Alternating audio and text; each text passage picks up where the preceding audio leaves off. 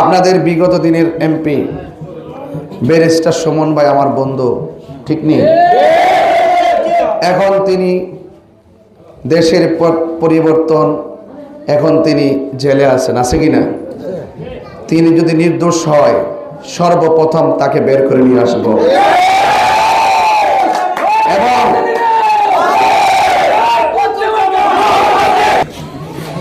আসসালামু আলাইকুম, যারা আছেন সনাতন ধর্মের সকলকে আদাব জানাচ্ছি। শ্রীবাড়িতে আজ এসে অনেক ভালো লাগলো। আপনারা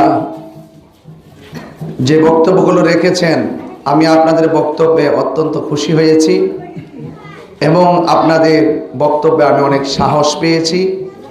কারণ আপনারা দেশকে ভালোবাসেন, দেশের মানুষকে ভালোবাসেন।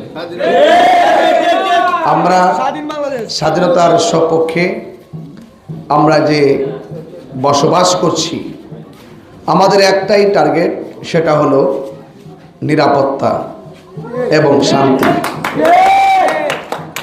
আমাদের জীবন কেউ এসে কিন্তু আমার ঘরে ঘরে খাবার দিয়ে যায় না। আমরা একটু নিরাপদ চাই, শান্তি চাই, রাস্তাটা যেন একটু ভালো হয়, যার যে উপাসনালয়গুলো আছে সেগুলো যেন সুন্দরভাবে চলে। এই জন্যই তো প্রতিনিধি, ঠিক না? এই প্রতিনিধিকে এর বাইরে কোনো কাজ আছে? আমরা দেখি অনেক প্রতিনিধিরা আপনার একটা বাজেট আসলে এটা 3 ভাগ করে, কইরা 1 ভাগ ডান পাশে রাখে, আর 1 ভাগ বাম পাশে রাখে, আর একটা ভাগ ভাগ করতে করতে করতে করতে এমন অবস্থা, রাস্তা করবে দূরের কথা, একটা ওই আঞ্চলিক রূপ পর্যন্ত করার মতো কোনো সুযোগ থাকে না। তা আপনারা বলেন তো দেখি, রাষ্ট্রের বাজেট এটা কি নিজে খাওয়ার জন্য না জনগণের জন্য? আমি তো আজকে ঘুরে ঘুরে অনেক দেখেছি। আমার তো মনে হয় আপনারা বাগানবাসী, আপনার চা শ্রমিক যারা আছেন, আপনাদের চাহিদা তো অনেক বেশি না। হ্যাঁ, আপনাদের চাহিদা কিন্তু বেশি না। আপনারা অল্পতেই খুব সন্তুষ্ট, শুধু চাচ্ছেন যে আমাদের রাস্তাটা ভালো হইতো, আমাদের মন্দিরটা একটু সংস্কার উন্নত হইতো, এরপরে আমরা একটু নিরাপদ থাকতাম, আমরা একটু শান্তিতে থাকতাম।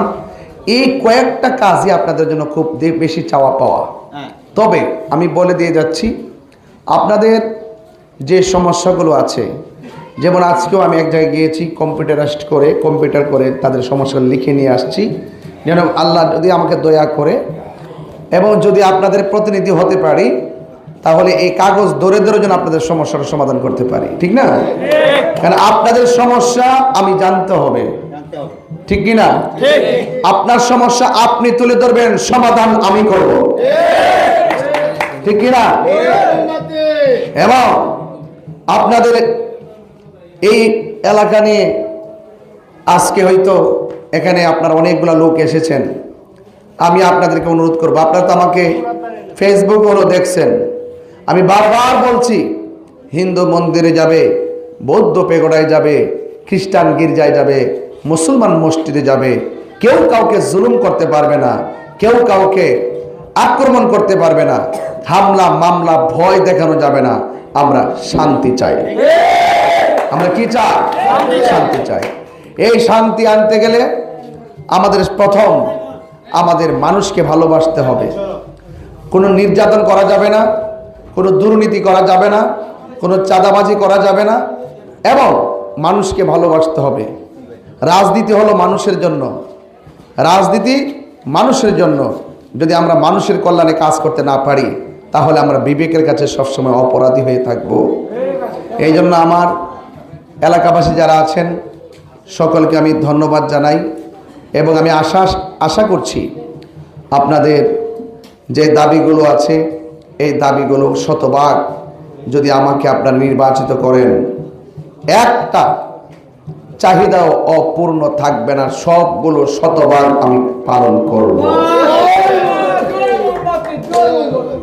আপনাদের বিগত দিনের এমপি ব্যারিস্টার সুমন ভাই আমার বন্ধু, ঠিক নেই? এখন তিনি দেশের পরিবর্তন, এখন তিনি জেলে আছেন, আছে কি না? তিনি যদি নির্দোষ হয় সর্বপ্রথম তাকে বের করে নিয়ে আসবো। এবং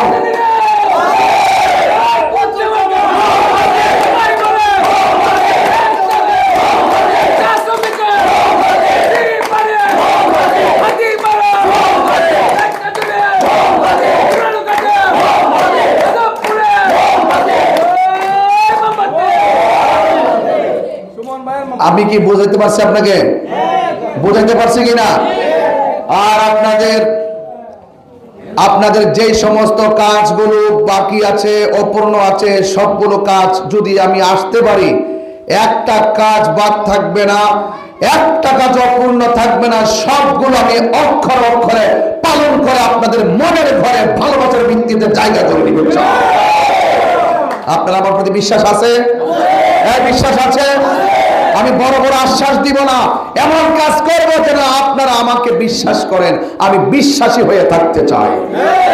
সবাই আমার জন্য দোয়া করবেন এবং পাশে থাকবেন, এবং যে কোনো সমস্যা হলে আমাকে জানাবেন। আপনাদের পাশে আছি, আপনাদের পাশে থাকব। কোনো মামলা, কোনো হামলা, কোনো ধরনের ভয় ভীতিতে আপনাদের কোনো ধরনের হামলা মামলা দিয়ে কিছুই করতে পারবে না। আমি আপনাদের সাথে আছি। বিশ্বাস আছে তো আপনাদের?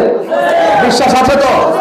সবাই ভালো থাকবেন, আমার জন্য দোয়া করবেন। শ্রীবাড়ির সবাই ভালো থাকুক, সুস্থ থাকুক, শান্তিতে থাকুক। জয় হোক মেহনতি মানুষের, জয় হোক চা শ্রমিকের, জয় হোক মোমবাতি প্রতীকের।